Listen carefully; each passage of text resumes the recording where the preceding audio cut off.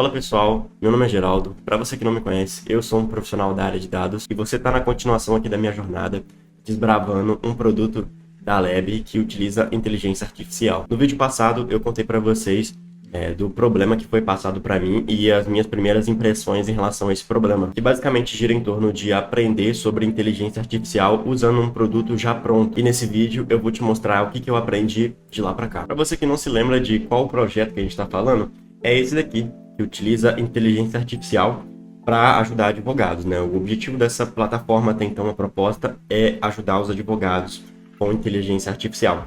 Eu recomendo fortemente que você veja o último vídeo. E sabendo que eu tenho esse projeto aqui, o Luiz me passou o acesso desse projeto no GitHub. Então, a partir disso, eu consegui desbravar um pouco sobre o código, a parte mais técnica. E eu quero apresentar isso para vocês aqui nesse vídeo, do que eu descobri até então. Bom, a primeira coisa que eu fiz quando eu tive acesso a esse repositório, que é o que vocês estão vendo aqui, eu fiz o meu papel de desenvolvedor, que era investigar, começar a fuçar o código, entender quais tecnologias a gente está utilizando, quais ferramentas, bibliotecas no geral, para tentar entender como que esse carinha aqui está funcionando. Bom, e fuçando esse projeto, eu pude perceber que ele se trata daquele padrão que os desenvolvedores já estão acostumados. A gente tem basicamente um projeto full stack, onde nós temos um front-end e o back-end. E aqui a gente está usando algumas tecnologias específicas. Foi fuçando aqui que eu consegui descobrir. No front-end, a gente está utilizando React com TypeScript. Então, muitas pessoas já estão acostumadas com essa tecnologia, uma tecnologia bem famosa. E no back-end, ele é um pouco peculiar, né? A gente utiliza Golang, que inclusive é uma linguagem muito boa para se aprender hoje em dia.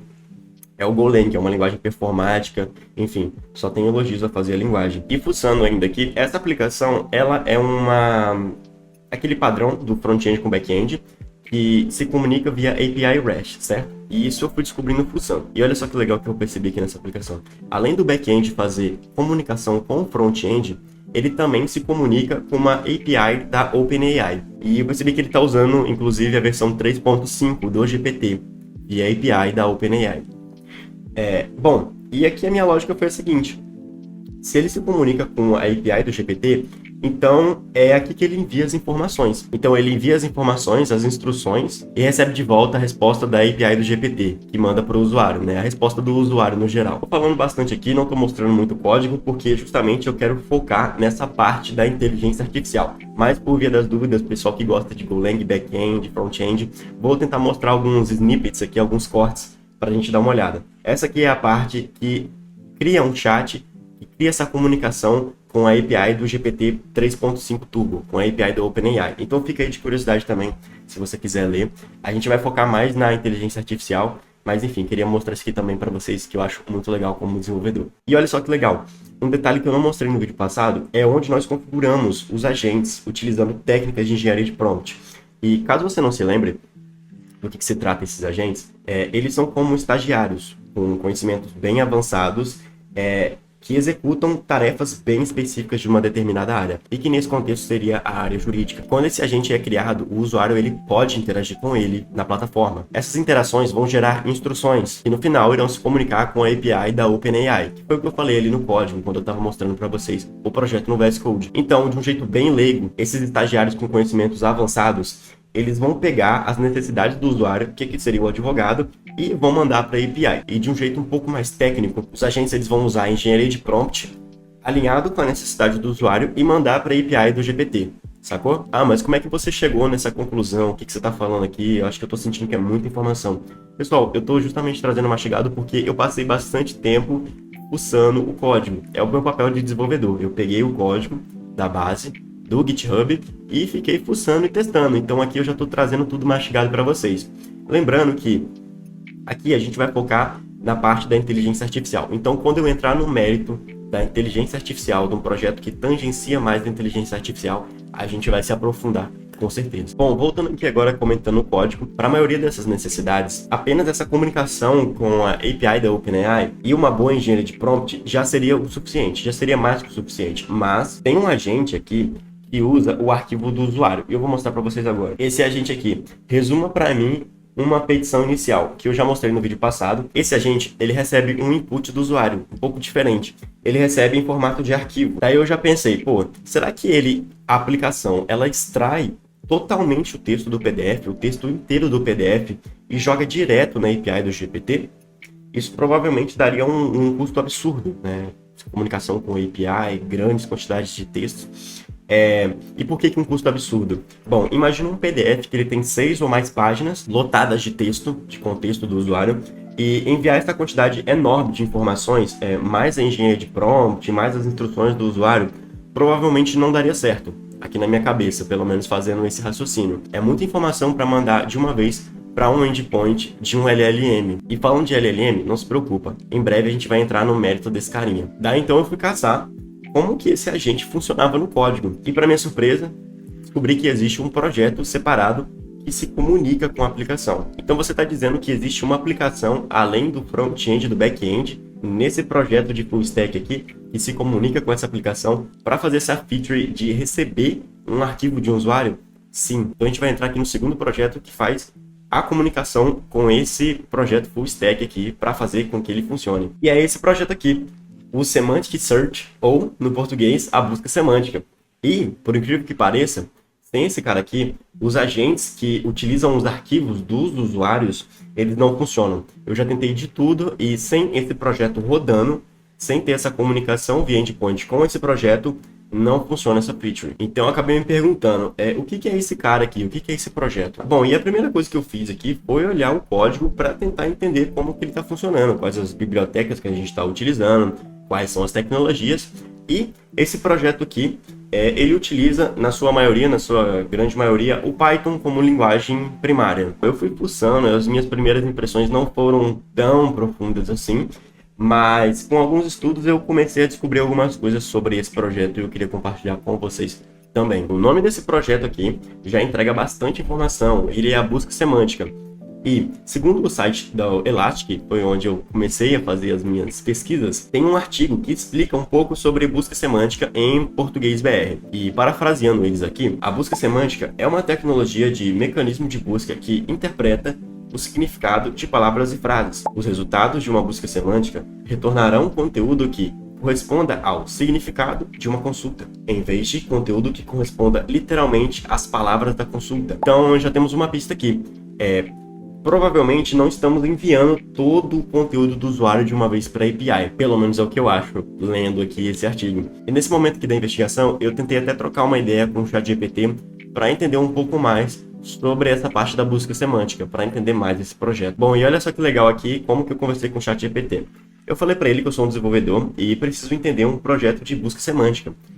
E perguntei para ele se ele conseguiria resumir de forma sucinta para mim do que se trata o projeto da busca semântica.